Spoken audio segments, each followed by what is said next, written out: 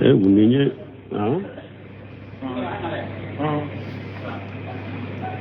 ni ye ɲininkali min kɛ k'u ka banabagatɔ dɔ de nana dɔ ko a ka banabagatɔ dɔ nana ka bɔ burusu la bon ko ale taara dɔ banabagatɔ in kan ko banabagatɔ in y'a a bolo dɔ a ka jifa kɔnɔ ka wari dɔ bɔ k'a di ale ma ko o y'a sɔrɔ ale kɔrɔmuso bɛ ko a ka wari in dɔgɔde sinon n'a kɔrɔmuso y'a ye a b'a minɛ a la ko ma tɛmɛ tile damadɔ ka bana in ma ko a la fatura ko yala nin wari ale b'a dun baasi t'a la ba bon n'a y'a sɔrɔ a y'a d'i ma dɛ a y'a d'i ma dɛ k'i sɔn dɛ k'a d'i ma ko i k'a dun dɛ i ka halala dɔ i b'a dun mais n'a y'a sɔrɔ taamasiyɛnw bɛɛ a ma di e ma k'i k'a dun dɛ mais laɲini i k'a mara ye dɛ e ka lasago k'a mara ye dɛ n'a y'a sɔrɔ a dir'i ma ni o de ye i t'o dun dɛ a fatulen kɔfɛ i b'o di a ka tiɲɛ tabagaw de ma u k'a fara a ka nafolo tɔw kan san'a ka fatu a ye nin di ne ma n'a y'a sɔrɔ a y'a d'i ma ni kalifali de ye pour ka kalifa e fɛ dɛ ni kalifa de don a dir'i ma ni kalifa de i t'a tɛ dɛ n'a fatura i b'a di a ka tiɲɛ tabagaw de ma u b'a fara a ka nafolo tɔw kan mais n'a y'a sɔrɔ a dir'i ma k'a d'i ma ko i k'a dun dɛ o y'i ta de a dun de dagari baasi tɛ ka o la bon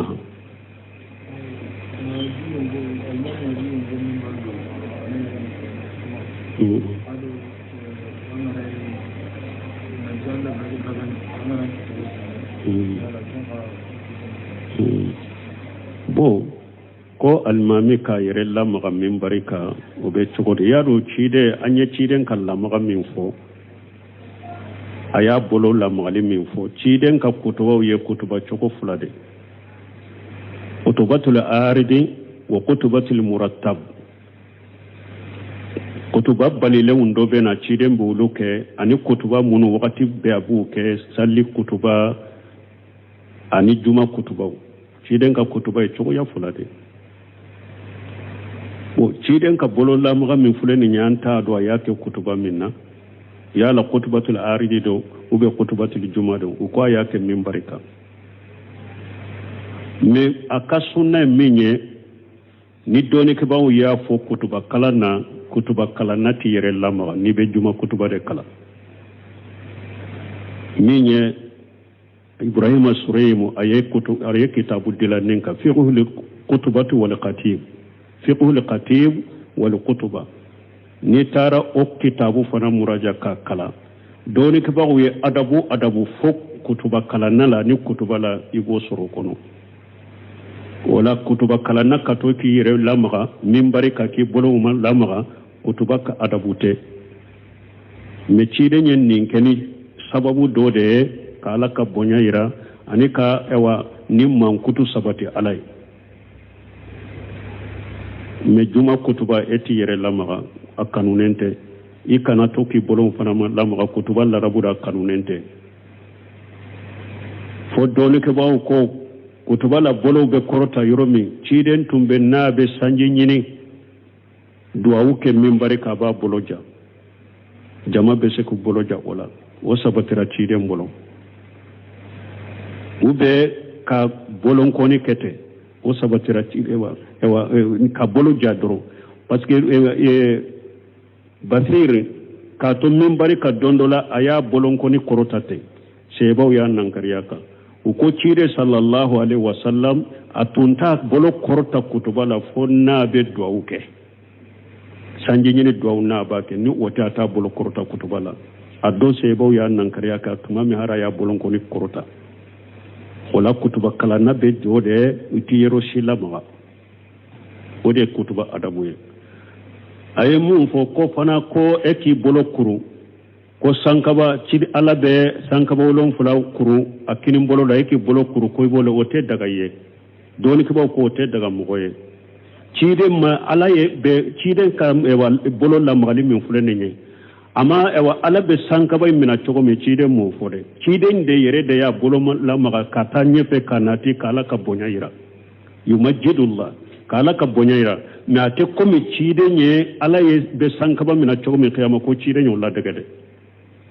hadisa la nyini to ciide mo walla daga de ciide nyere de ya abolon konin lamma min barka yumajjidullah na bake ka ala bonya kaka sheba yana ka bonya ira wala nin ka famu donc me ete se kay bolo kuru ko ewa ibe ewa foko alaye ewa sankaba wolon fula kuru ko min ci walla laysa kamislihi shay'un huwa samiul basir ninde to ko te musili wote daga ye oto minen ko fa amba ke ka video doye radio soso ka do yere ya ci amma aba fo ko minye sunna ye derisu ka di wakati fula doronde ko fajiri kofe ani lasara kofe ko derisu munun be di futurni safo ce ko sunnate nin tigi togode ko muqajjilu haja muqajjilu wa muqti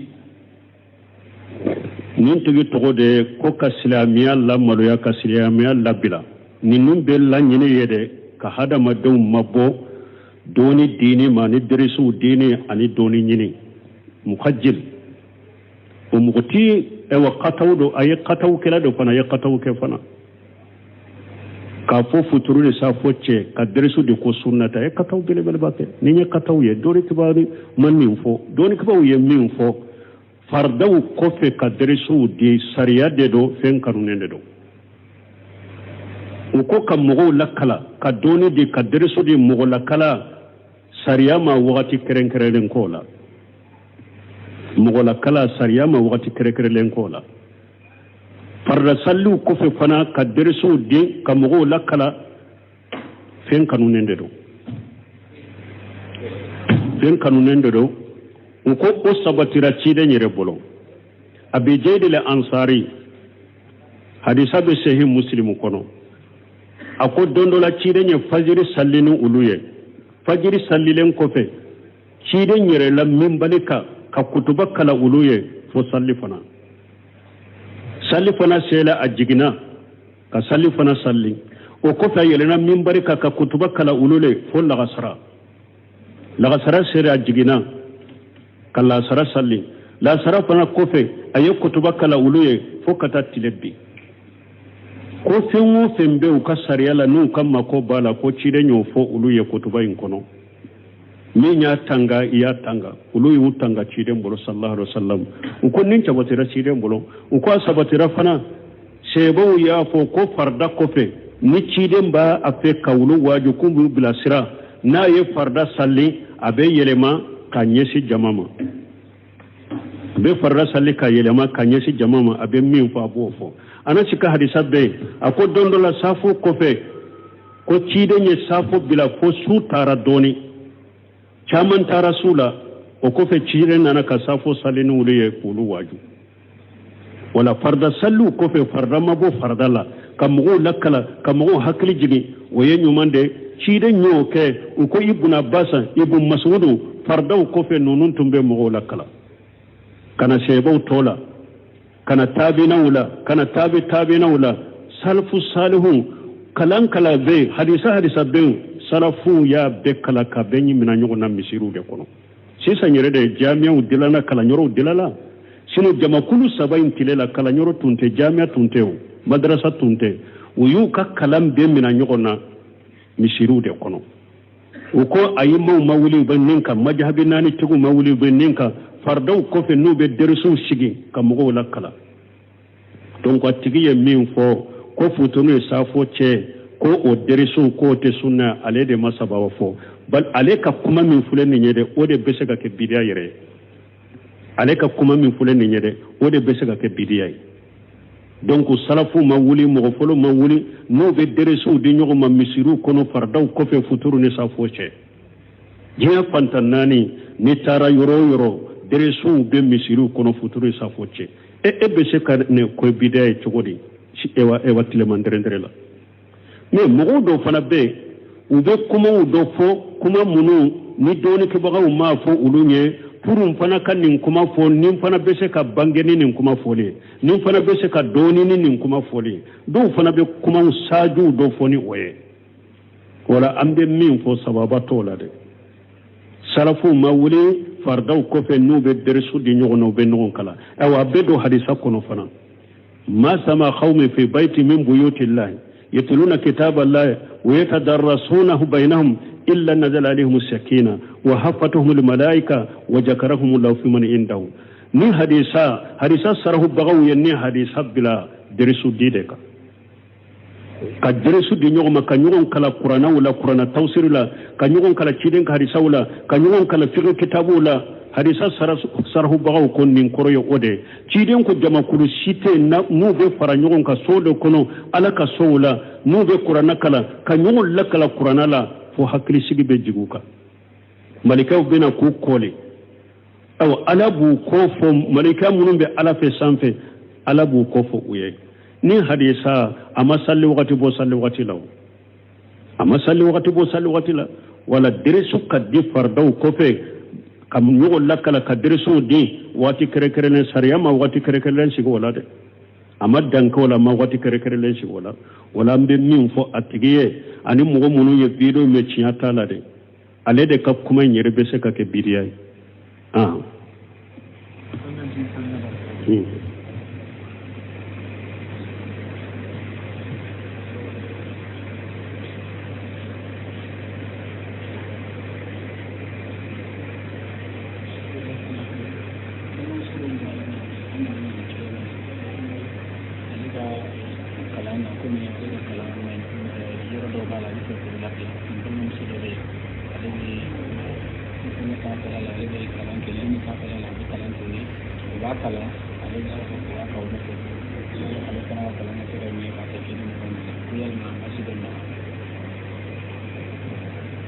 ko dɔ ko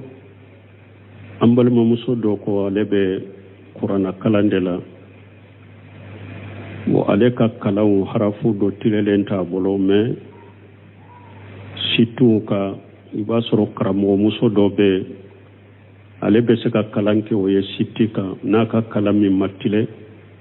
k'o bɛ o tigɛ a ye o bɛ cogo di bon ni kalan sira de don a y'a sɔrɔ ani fana ni siti min don ni walicɛw ni walimusow ɲagambilen t'a la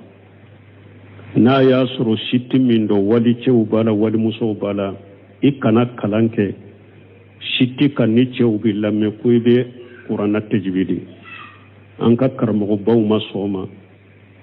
ka taa Sheikh bin Usaimin Sheikh Albani ninnu ma sɔn o ma muso ka a kan gosi ni tajwidi ye ni walicɛw b'i lamɛn u ma sɔn o ma dɔnnikɛbaw ma sɔn o ma wala ni siti de don wadi cɛw b'a kɔnɔ wadi musow b'a kɔnɔ kana kɛ e bɛ muso min don i kɛrɛfɛ taa o fɛ i ka kalan kɛ o ye a k'i ka harafu tɛlɛ mais n'a y'a sɔrɔ muso in ka siti muso dɔrɔn de b'a la wali cɛ si t'a la a yɛrɛ ka privé de don ou bien siti min don muso dɔrɔn de b'a la donc ka kala ni min ma tile a k'i latile o la o ye ɲɔgɔn kala de ye baasi t'o la mais a ka sɔrɔ ale yɛrɛ ka siti privé de don ou bien siti min don muso dama de b'a kɔnɔ mais n'a y'a sɔrɔ jama siti do cɛ ni muso b'a kɔnɔ kana kuranna tajwidi o kan ni walicɛw b'i lamɛn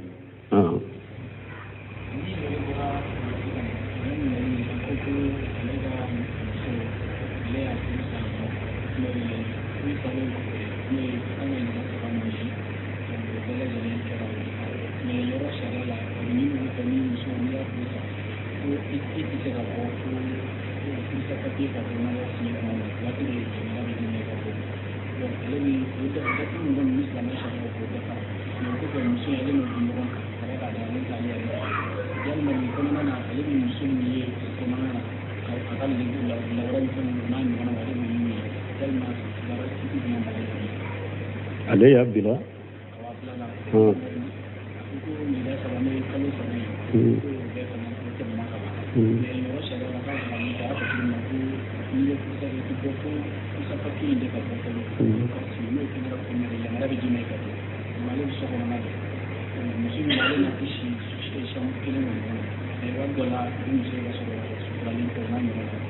ko dɔ ko ale olu bɛ jamana min ɲa ko ale y'a ka muso bila ko muso ka kalo bɔ 3 idda dafara mais i b'a sɔrɔ fo papier ka bɔ jamana faamaw fɛ ko muso in bilala wala o de y'a to muso ye a bɛ se ka bɔ ɲɔgɔn kan mais ni o ma kɛ e n'a bɛ ɲɔgɔn kan a tɛ se ka bɔ ɲɔgɔn kan bon ale fana n'a bɛ ɲɔgɔn kan o bɛ cogo di bon n'a y'a sɔrɔ bilali dafara 3 ye bilali 3nan de don a dafara 3 ye walimuso de don a k'a yɛrɛ hijabuya ka bɔ i ma i kana farikolo yɔrɔ si ye fo ka taa bɔ ɲɔgɔn kan i n'a kana lankolonya so kɔnɔ i kana farikolo yɔrɔ si ye a ka farikolo bɛɛ sutura ka bɔ i ma parce que a kɛra walimuso ye sisan fo papier ka taa bɔ n'a y'a sɔrɔ fana bilali ma dafa 3 ye dɛ bilali fɔlɔ de ou filanan de don mais i da banna pewu o fana kɛra walimuso ye parce que n'i ye muso bilali fɔlɔ ou filanan ma dafa mais ni a ka i da banna i tɛ se ka furu fo a ka furu kɛ kura de hari n'i b'o furu i b'a ɲini kura de furusiri kura de bɛ kɛ furu nafolo kura de bɛ bɔ o la n'a y'a sɔrɔ bilali fɔlɔ do filanan de i da banna pewu a k'a yɛrɛ sutura ka bɔ i la i n'a kana lankolonya a ka farikolo fana bɛɛ sutura ka bɔ i la fo ka taa papier in ka sɔrɔ ka bɔ ɲɔgɔn kan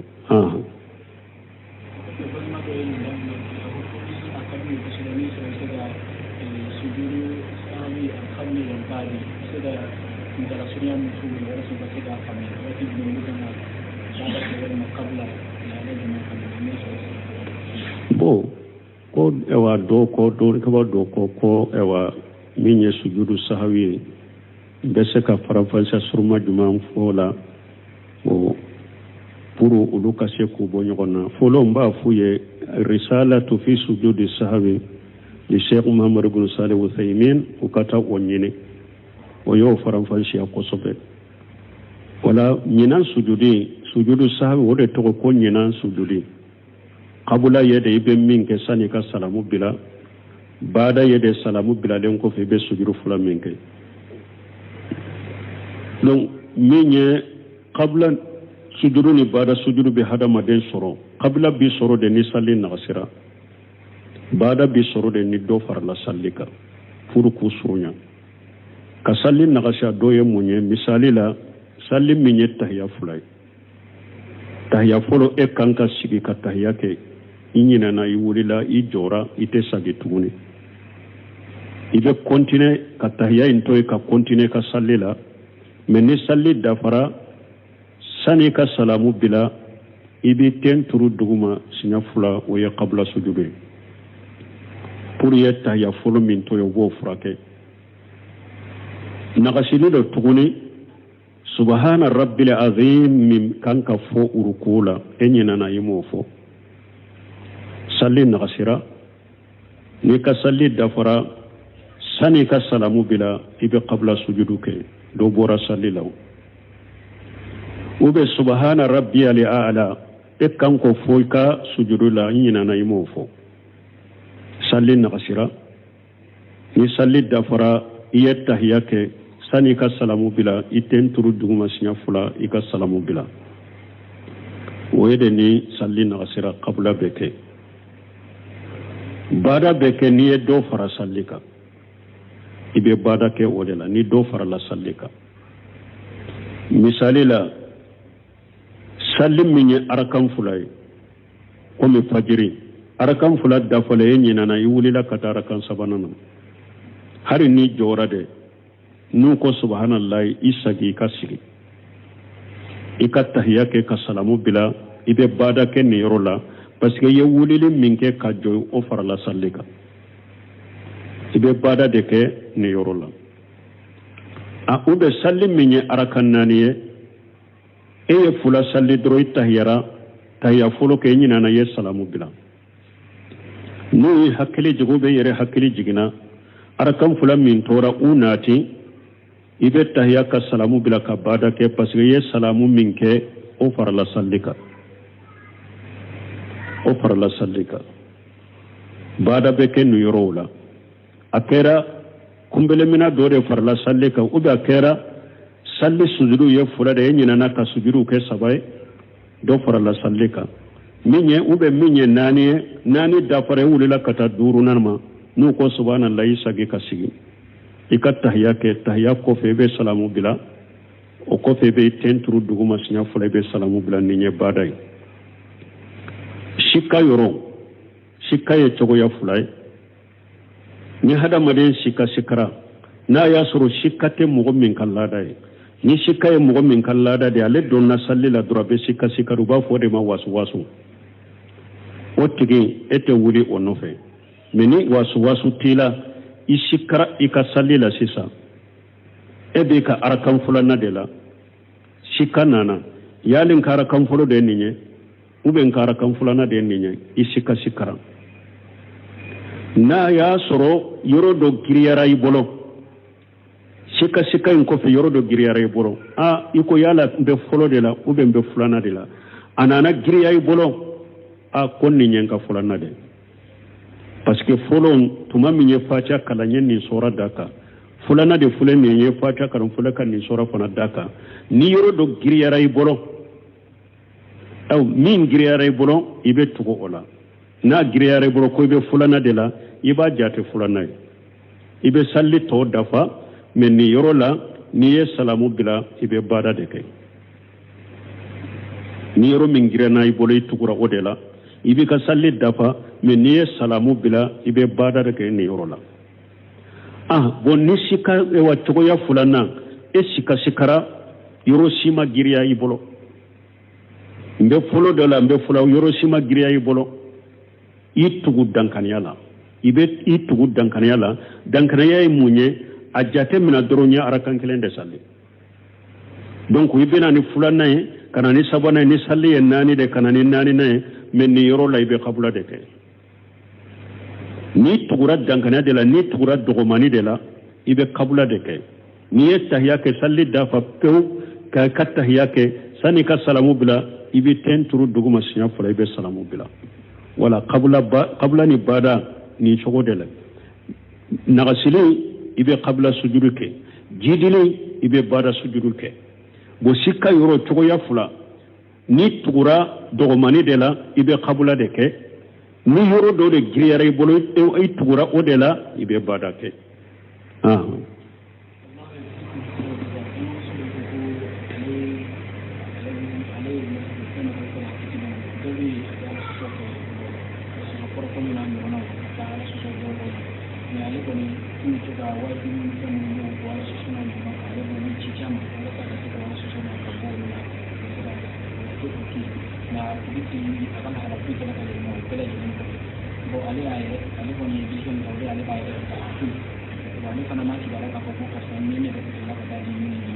balimanso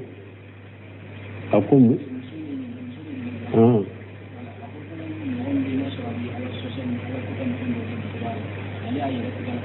apale ka mundo balimasuru mundo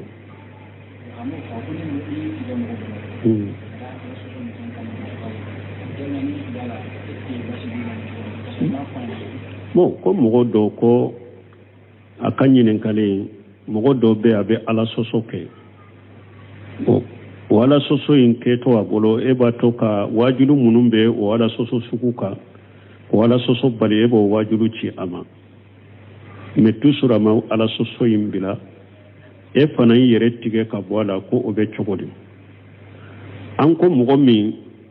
ni silama fasiki do ki yere tige ka bo silama fasiki ma fura de do iba lajeli de ke folo parce que yere tige ka bo silama fasiki ma ate ke mogo ta ki kunfe folote abeke sababu do de kama lesri yere folo min be fasiki ne feun ke kana décourager tout suru be wajulun chama na mi bali koy kana wajulu chama ma ke fitina ma ke mankai bolo abu lamme tout suru kani yere tiga la folo ebe wajulun chama ani fana ote o yere fana to se ka girala kanyuma ya unka ye ka girala ka konnan jiya kaye nin no ya wuye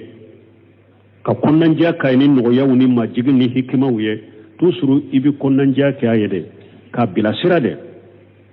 ibi konnan jiya kaye ka bilasira ete korto hada maden sima dafa iba suru e yere pule la halamina e fana ma damino chogolaw e fana dilala de kata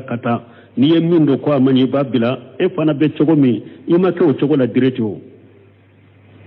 wala ibe hinna fana la de ki gira la de ka ewa yire majiga ye de ka kuma nogo maunde foye ka bila sirani nogo yaye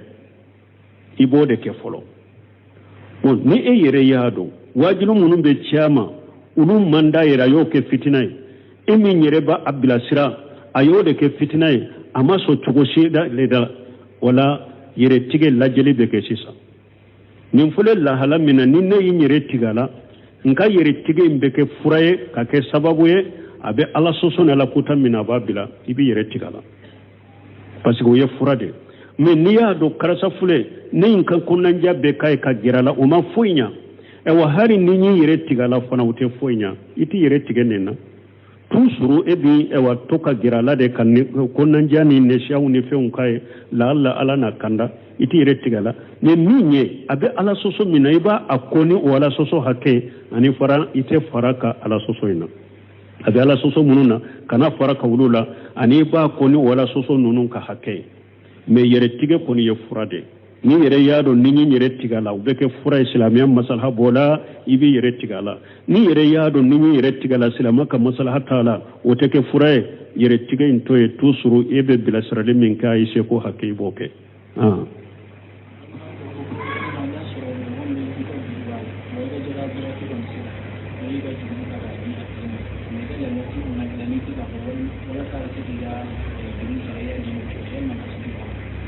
Bo oni momi e ka jakabo wati sera e ka jurube mo dola me eye jakata ka dama e ka nganiyate akana e wa jakain ki ka juru sorobe chogodi o na ya sorala de bi kan nganiyado innamal a'malu binniyati wa innamal likulli imrin ma nawa ciiden ko baraw be kene nganiyade ni mo ye min nganiya ala bode sabiye ala de bi kan nganiyado na ya so e kan nganiyani ka hakili sitaka ko jakka ndi kunyede ko akana e ka juru sara jakka de wana kaka ya ta kadama na yere nanani ka juru sara no ye basita laika mina fentika ala de be kan nganya do de na ya sore ma dino nganya e ika hakili yere toka e adama re ataro na ya ke chokomi na yere de nani ka juru sara basitika ola min na ya sore ika juru dama de parce que do taye munye jaka aka juru hakke min bila dro jaka la masala e ka wa mugande ba alela e ye wa mugande takadi alema do ben ninke ni ne fere de nka wa muga min bena nasagi ala de be hada madenga nyado me ni e ma keni o ni mugo min nya keni o yede nka juru be karasala ndesra ka surala nka juru hakke min bala iyo o hakke jakata ka dama me e kala nyini yede hari ni ma foi dala ha nan ka juru sara me kala nyini yede mfule kin ka juru hakke min dama te anana sage ma purun ka juru na bua ka na yema jakabo ni nte daga ni adama e wa jakka dama ni ngani yade anini hakkina ni la nyini de ema jakabo de e kan na fule ka juru min be karasala yode récupérer ima jakabo wala me na ya soro mo min ma ken on ganne e ka juru be karasala wata e wa binani de takadi alema o pour aka ta ka ko nyana bona e ma ken ka juru na nani ka wata dima wala basi tola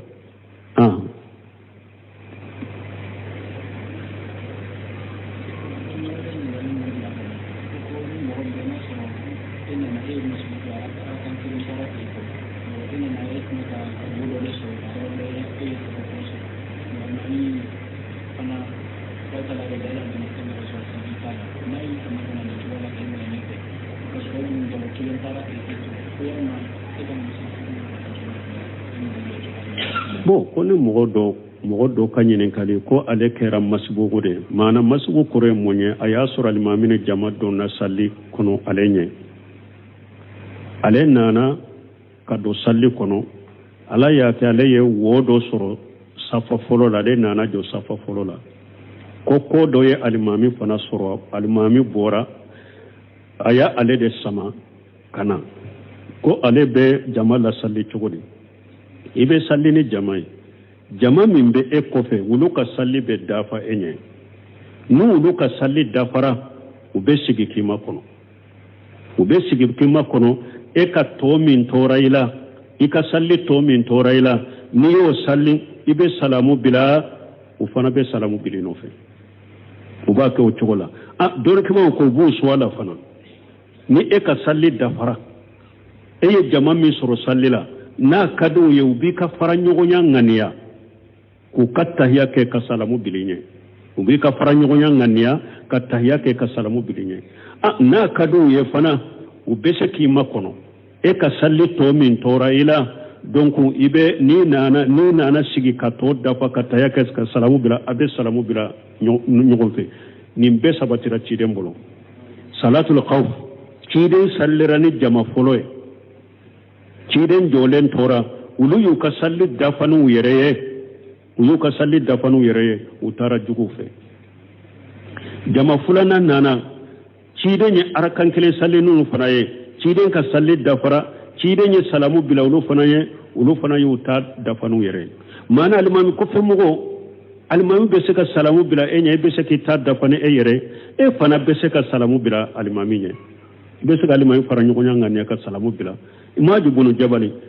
tumami aywa atumbe safo salli ay suratul baqara kala mogodo sallira nofe nago foro tigidero maju ye baqara ta doro aleye maju fara nyogonya ka salli surunya ka dafana yere ya tara tumami ko la sira cide masallallahu alaihi wasallam cide nye muaju wole ako afatano anta ya muaz ako yala muazu ay be mogode fitina sallila munna ete ewa wasamsu wadduha ewa wallayli ja yaghsa sabbisma rabbika ala safo sallila ete se kanunu nkala wala macide mace nya mariya ko aka salli cinyana kasoro ce maju faranyogonya maju ya limamiye aya faranyogonya ngania ka salamu bila maju nya kata ka barala wala jamabu kaswala na kadu yeuka alimami faranyogonya ngania ukata yake ka salamu bilinye na kadu ye fana ubi makono ni ita dafa ye salamu bila nyogofe سبحانك اللهم ربنا وبحمدك أشهد أن لا إله إلا أنت أستغفرك وأتوب إليك.